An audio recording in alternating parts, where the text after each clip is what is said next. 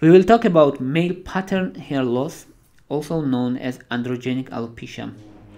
Main characteristic of this pattern of hair loss is receding and thinning hairline and baldness of front and top part of the head.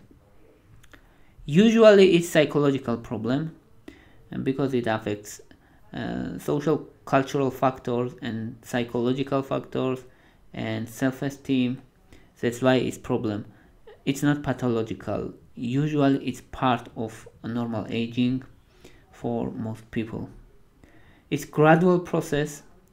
Person gradually lost hairline, and it affects 50% of men after age 15, and after age 80 it affects 80% of men.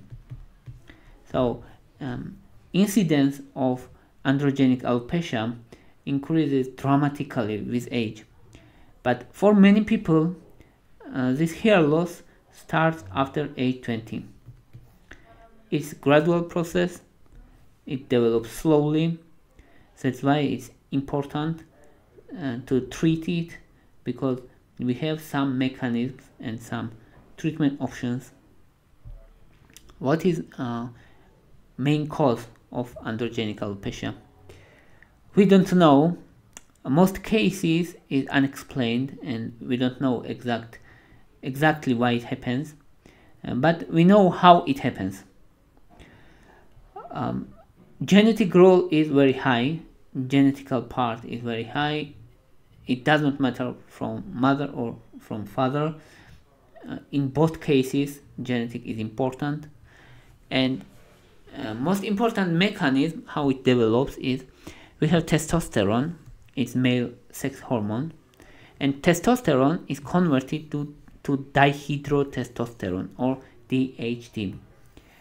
DHT is form of testosterone. It's also hormone. It's also it's potent hormone actually, and this conversion from testosterone to dihydrotestosterone is mediated by enzyme which is called 5-alpha reductase.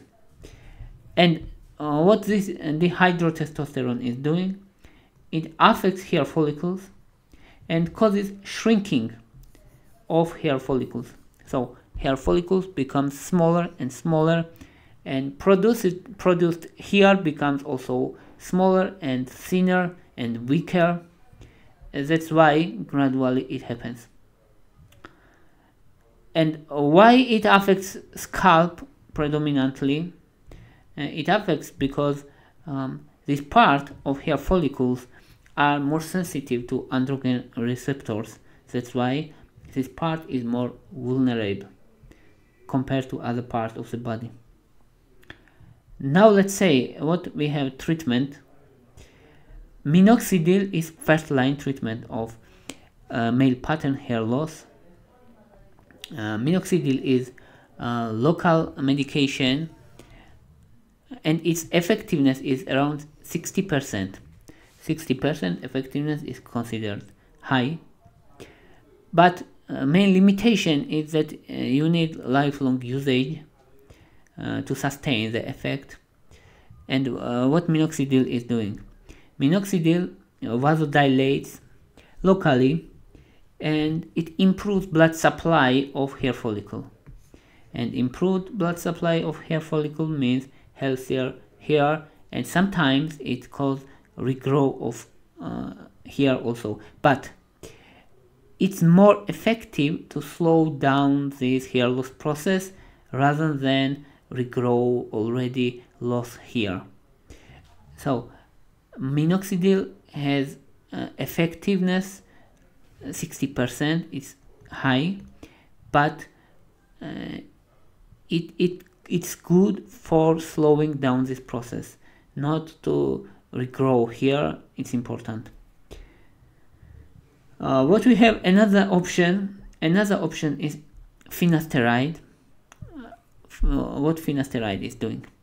Finasteride has high effectiveness, more than 80%, and it's selective type 2 5-alpha reductase inhibitor. As we said, that we have enzyme 5-alpha reductase, and this enzyme mediates this conversion process from testosterone to dihydrotestosterone. So when 5-alpha reductase is blocked, we have less DHT. When we have less DHT, it means less androgenic effect on hair follicle, and this hair loss is stopped in many cases, and in many cases we have reversal process or regrowth of lost hair. So finasteride is considered very effective, more than 80% of effectiveness. But we have some important limitation. And what is the limitation? Main limitation is sexual dysfunction, occurs in 2 to 5% of people who intake finasteride. Actually, this percentage is not considered high, because 2 to 5%, especially when the side effect is reversible, it's not high, because if you see that you have such side effect, you will stop intaking finasteride, so it's not problem in many cases. But in several cases, such sexual dysfunction can be permanent. That's main limitation here. Another concern was about cancer risk. Some people thought that, not only thought, but we had some studies according to them, intaking finasteride increased risk of prostate cancer, which is more aggressive. So finasteride generally decreases risk of prostate cancer, around 25% reduction, but there were studies, according to them, it can increase risk of more aggressive form of prostate cancer. But according to recent studies, it's not true correlation.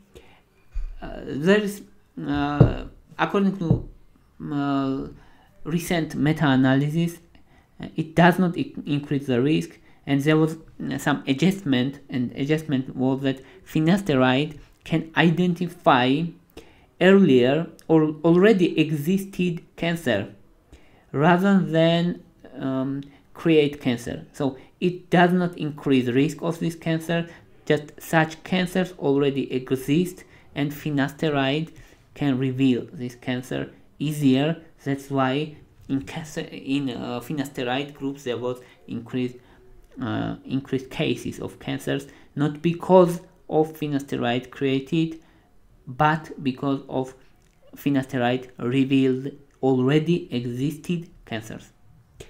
So to summarize, finasteride is highly effective and high safety profile also, and this cancer risk is not important. Also, there is such several cases reported of gynecomastia, which means enlargement of breast tissue of men, but such cases are very rare. Usually it's reversible, and that's finasteride. We have a more potent form of finasteride. It's dutasteride. Dutasteride is more potent, stronger form, but less safety profile, and it's not FDA approved. While finasteride is approved, dutasteride is not approved. And we have a more natural alternative. It is called Saw Palmetto. Saw Palmetto extract. It has effectiveness around 50 to 60%, which also considered high effectiveness actually. It's doing almost same as finasteride. What Saw Palmetto is doing, it also blocks 5-alpha reductase, but it's more non-selective non-inhibitor of 5-alpha reductase, and weaker also compared to finasteride. So it's weaker and it's more non-selective. And why it's important that it's non-selective? Because it has some other effects also, like anti-inflammatory effect, like improved erection in some cases, and sexual function improvement in some cases. So if we say that finasteride has risk of sexual dysfunction, here in some cases we have sexual improvement.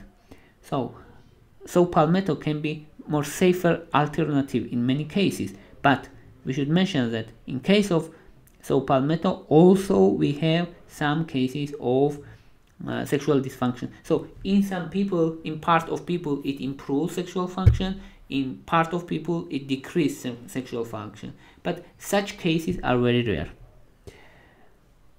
There is articles and there is thoughts that biotin, omega-3 fatty acids, and zinc helps regrow of hair and slows down hair loss process, but that's not true. Evidences are very weak, so we can say that biotin or omega-3 or zinc is effective for male pattern hair loss. That's not true. They can be effective if person has biotin deficiency. It can be effective when person has zinc deficiency, but not because of male pattern hair loss, which is the most common type of hair loss, which is caused by DHT. Of course, to intake such supplements is not harmful.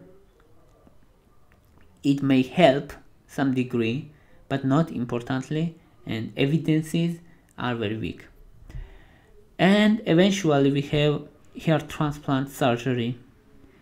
It's second line treatment already. If all other above mentioned methods fails, then we have hair transplant. Here idea of hair transplant is that hair follicles are taken from donor, and part of such places which follicles are resistant to androgens. That's why transplanted hair is resistant to androgens, and transplanted hair will not be lost. That's good. That is positive part here. So hair transplantation is ultimate solution if others fail. Thank you for your interest. Thank you for your watching. If you like my videos, please thumbs up. If you like my channel, please subscribe. Thank you very much. Bye for now.